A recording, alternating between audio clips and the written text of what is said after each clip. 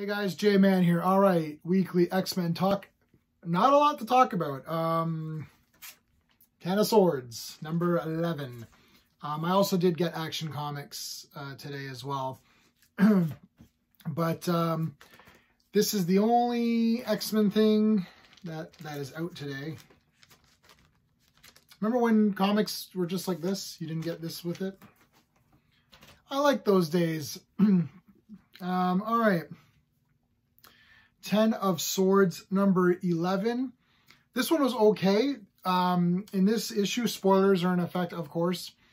In this one, we got to meet the other side, the other 10 characters. So these are the Arakko characters who are going to be facing off against our beloved mutants. So that's pretty much it. I mean, they visually look cool. Is this the 10 of them? Yeah, I mean, they visually look cool. And I do think, was it Sumner? He's kind of the coolest, and that's just because we got to know him a little bit better. But I'm not, you know, this one was okay. I'm not dying over it only because it's characters that we don't really know anyways. Here you go. Here's the page that shows you everything. So we got to know them all very briefly. I don't know what's going to happen with this. I'm expecting, you know, obviously the X-Men are going to win. I'm expecting some of the X-Men to die and to be brought back in some kind of weird way for future story angles. I don't see any other way that this can go. So I'm excited to see the battles and what happens. So I am still really excited for Ten of Swords. I've been hearing a little bit of like people not as excited. I'm still really liking it. This issue wasn't anything to die over. You could probably have skipped this because the one fault of this series is that I don't care that much about the villains. And I think that's probably because these are villains that are just new, or they're new to me.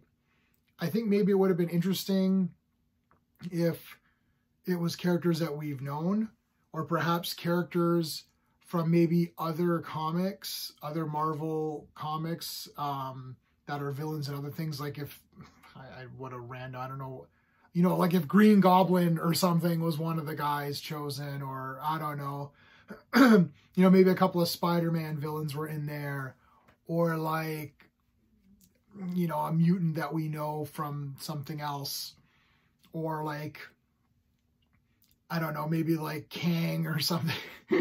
I don't know, you know, or Ultron or something like that, just to make it slightly more interesting. But this makes sense for what it is. So I'm not against these characters. They look wicked and they're kind of neat.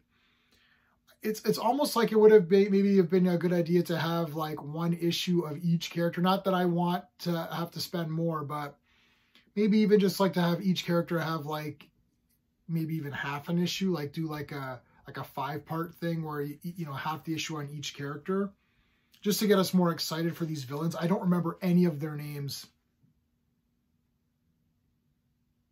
Yeah, I mean, they're all a lot of them are introduced here. Pog. Okay. So yeah, again, I mean, that's my take on this.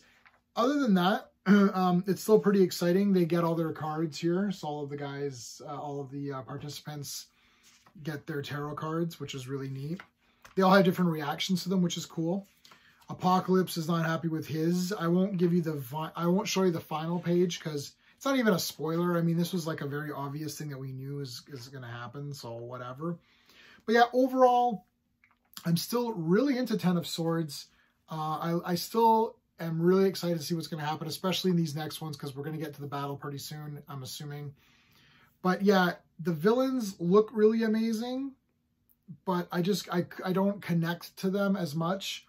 So, I mean, it's really hard to do that if you're just doing a one-time series and trying to introduce all these characters.